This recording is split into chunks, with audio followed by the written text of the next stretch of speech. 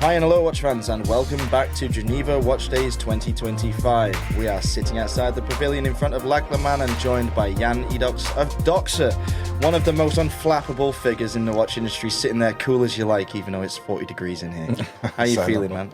I'm very good. Listen, I feel very comfortable, so I rather prefer the heat than the cold, so this is nice. Good.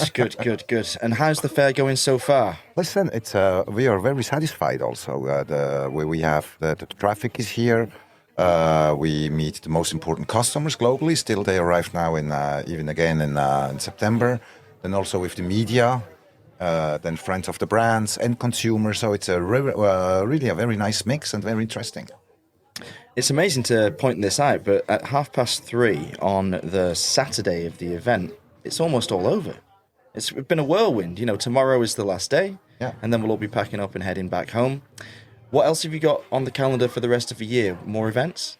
So, yes, of course. So, one event for us where we're looking forward is Dubai Watch Week. That little old thing. A little small event. No, we're really in an amazing partnership with the family Siddiqui, where we also be able soon to see a limited edition coming up for the 75th anniversary. And then we still have a small cookie for Dubai Watch Week by its own. Nice. In a collaboration. Then we still have events onwards the end of the year. You have all the celebrations, the Watch of the Years in many categories in different countries. You can't be everywhere. Then we also have launches of limited editions still with our esteemed retail partners. So it will not be a boring time. No, it's been very busy for you over the last couple of years with a swath of new models and a reimagining of some classics and some new sizes that found favour with watch media and I assume the buy-in public. Can you give us an indication of what Doxa is expecting to do in 2026? Oh, so what I can tell, the 226 is completely planned. Already? Wow. Yes. Told you. You can't catch him off guard. He's like, yeah, whatever. The answer is there's no hesitation, no stutter, nothing. Just butter. Like, what do you think, Rob? What do you think I do? Yeah. This is my job. Go on, tell us something. What's coming? So it will be a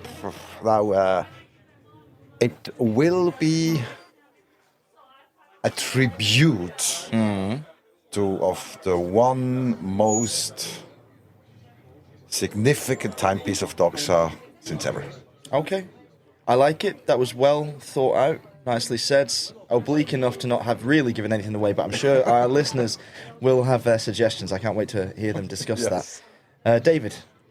One thing that amazes me, and maybe we can talk about new releases at Geneva Watch Days, is that Doxa on one hand is iconic for its shape, and yet you're able to take that in so many different directions that all are new somehow. So can you talk specifically about the novelties that you can talk about presently, obviously, for Geneva Watch Days, and then just a little bit more of the philosophy of how you take something so accepted and are able to branch it out so far?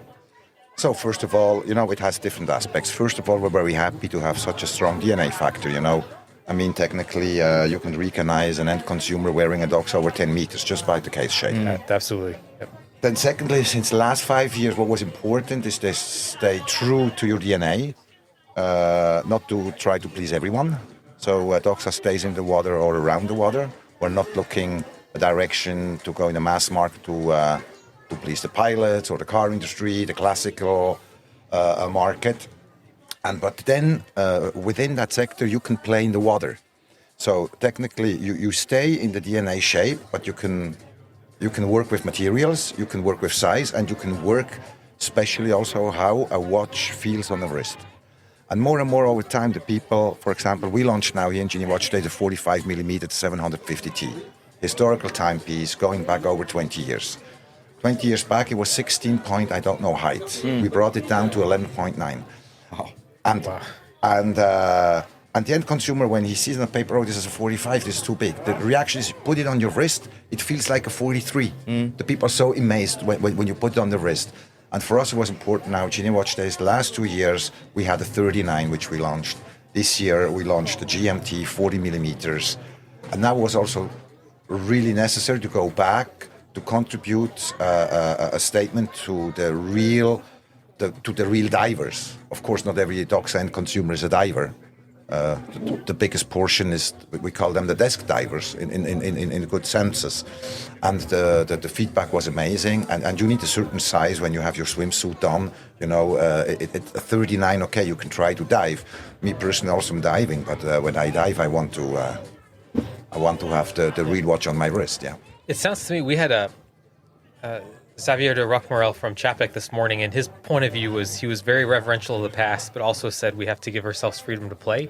Yeah. And it sounds a bit like you're coming from the same space. In other words, you have this very respected and understood silhouette in Doxa, but you also give yourself a lot of freedom to play around with those codes to ultimately make something that's wearable. Is that correct, or am I missing something? No, absolutely. Because also, you know, since Doxa, the brand started, and this is this segment of dive watches in 1967, very soon Doxa came up with all these different colors. And the colors were not meant to be fashionable. I'm all the time when, I don't know, some years ago, the Tiffany blue came up, and I was laughing. I said, look at Doxa. Some journalists saw the aquamarine. Look, it's when Doxa is using aquamarine. So it has a function behind. But at the same time, what everything is colorful. We talk about water. We talk about diving. We talk about beaches. Of course, it can't be too stiff. You can play, follow the sun, follow the water. So this automatically gives you pretty much a large space to play. And one thing, going back to Rob's comment about you being unflappable and having everything planned, as we know, things in the world are highly unplanned right now. And so without going into any, obviously, too fine details, how is it that you're navigating that? How are you keeping this fixed plan consistent with some of the things around the world that are changing very quickly? So, well, listen, I cannot talk for others, but it's also here, it's not complex. You need to be prepared in plans when we saw the things coming, not that we are geniuses, but we have a worst case scenario. So when this with the tariffs came, we were prepared, very simply. And technically the job when you run a business, of course, creating watches to sell watches is one thing. But when you talk, for example, in the financial sector, all the banks, they have worst case scenarios. So do the same. So when it's not funny, but at least you're prepared. And for us now also in the US, we didn't go into panics in April. We had no price increase, not cut off of margins to retailers, and we just made a light price increase of 9% only in the US as of September 2nd. And the reason was even not the tariffs, it was of the US dollar. Yeah. I needed to take care, it lost 10%, and I needed to secure that the certain price level in the US stands up compared to the other markets. So I'm not here now to punish, to be in panic and all this. And for us in the US, it's business as usual. And when we talk about investments at a show like Geneva Watch Days, clearly there is an investment and you might not see the ROI. Is this something that as costs escalate, are you constantly reevaluating some of those investments, or do you stay the course just as you've done with production in terms of some of those marketing spends? So the marketing expense, whatever, we just follow through. It was never a question. Of course, you're not going wild in expenses. Of course, you take care. But it's not on those moments, as long you can afford. But you need to stay in the market. And technically, when you see what is happening, for the moment, if I spend $1, I can tell you I get more than before. Let's pivot away. You're not going to get him off guard. Honestly, I'm sitting here watching things. It looks like I might be trying that, but clearly not. No, you can go. You can ask whatever you want. Yeah, look at him. He just batting away No, forget it. So let's talk about the fair. You've been a key, very visible component of Geneva Watch Days. Every year you've shown here. And, you always have a big space. You have a big team. You have all the colours, all the excitement, all the joie de vivre, and we all enjoy coming to visit you whenever we're in town. But how are you finding it evolving as an event? Has it changed a lot in the last few years for you? Well, it gets bigger and bigger. I see also a number of visitors which is increasing, a number that is quantity, but it's also about the quality, where I'm very happy to see. And technically, the moment in September is a very good moment because we have Watch and Wonders, the key show. This is in March, now next year, mid of April, and it gives you an opportunity to kick off something for this last quarter. Yeah. And you have a lot of media here, so we have a lot of PR, and technically, if I relate my investment of Geneva Watch Days, by the way, I think we followed this show as of the second edition constantly, and we will support. And I can make a different calculation. If I would get all this PR value out, then the show becomes not so expensive, because if I would throw this money directly into magazines. And it's nice to meet also the people in the industry, and you can hear, you learn, you get opinions. And at the end, it's not only about Doxa, it is also our industry needs to stick together also. So there's also a lot of friendships going around to support, to exchange between brands, and this is nice. Thinking about those numbers, we're up to 66. It's 66 brands, isn't it, now? Yeah. Too many? Still room for more? Well, let me quote, I cannot say less is more, but everything has a limit.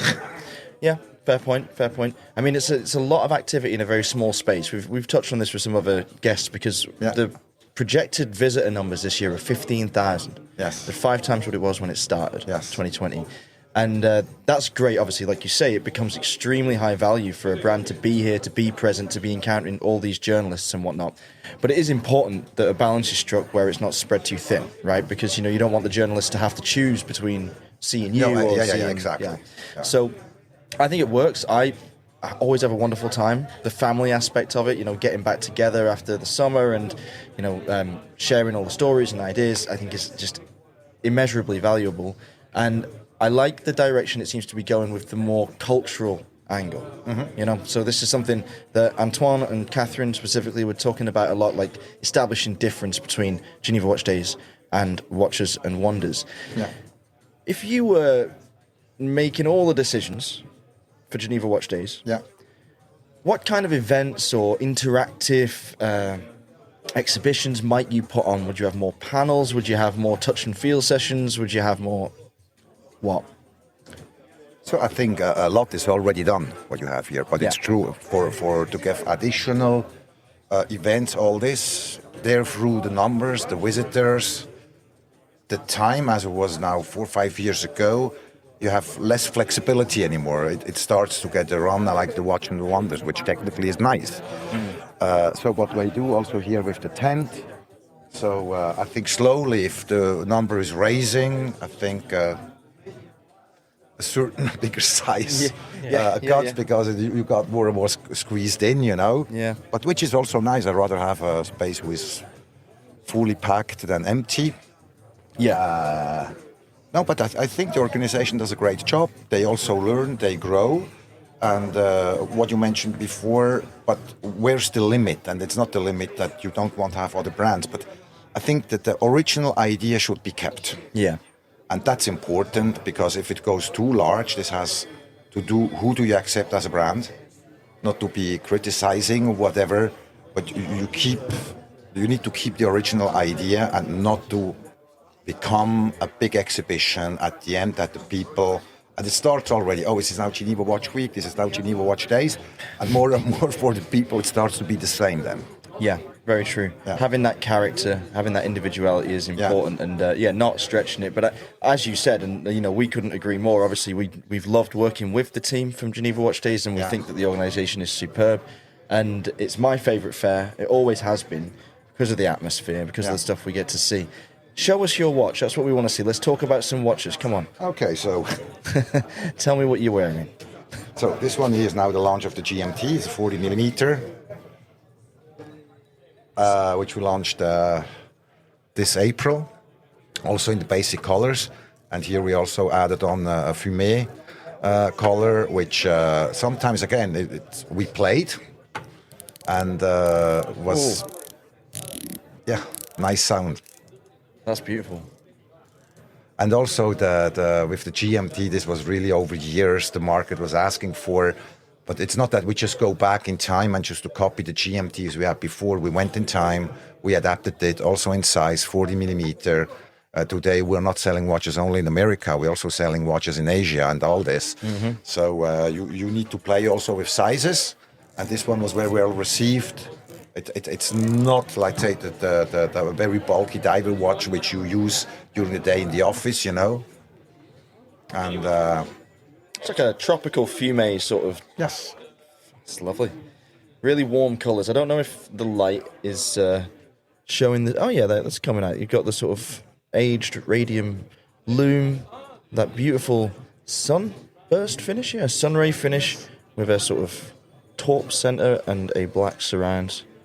Yep, very legible, very classy, very under the radar. Beautiful size as well. 40mm is a great sweet spot, isn't it? And very light for how heavy duty it is.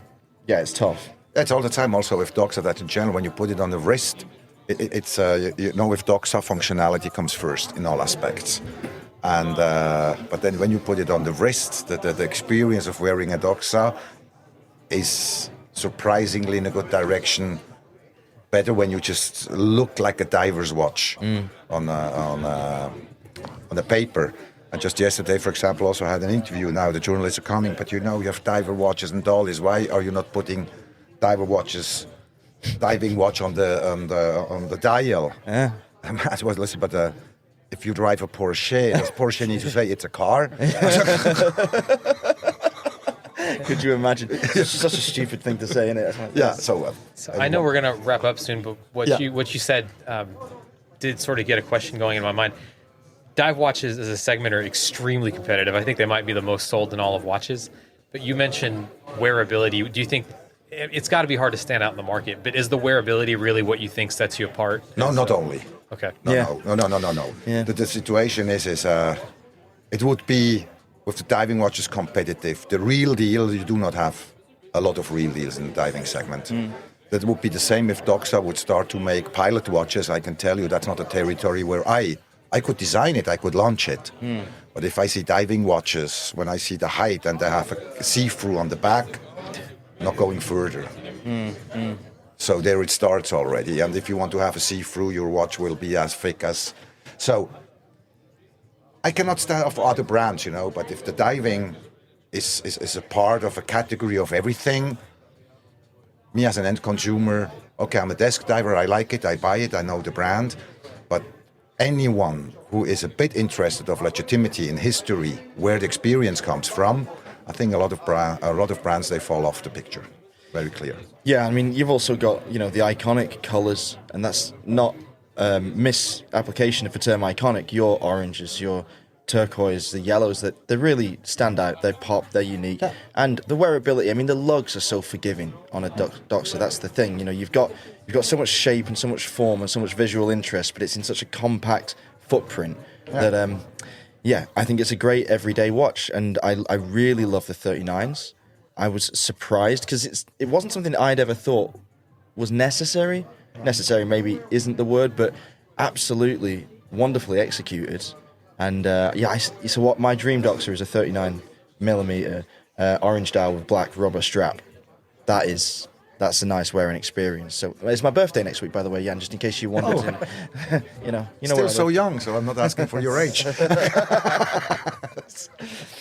So we are going to wrap up the show, but I have to ask you because you know a thing or two about the evening events of Geneva Watch Days. Where are your favourite places to go around town when the fair's on? Also, after here in Geneva, where to go? So I have a very clear. I need to go.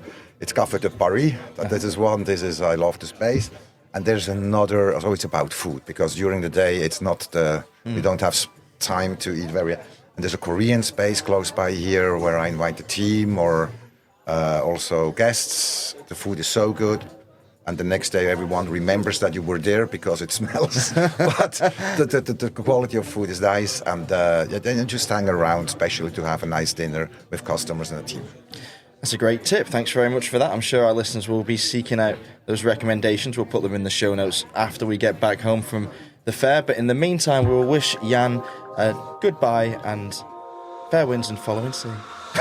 So thank you very much. It was very nice talking to you guys. Thank you.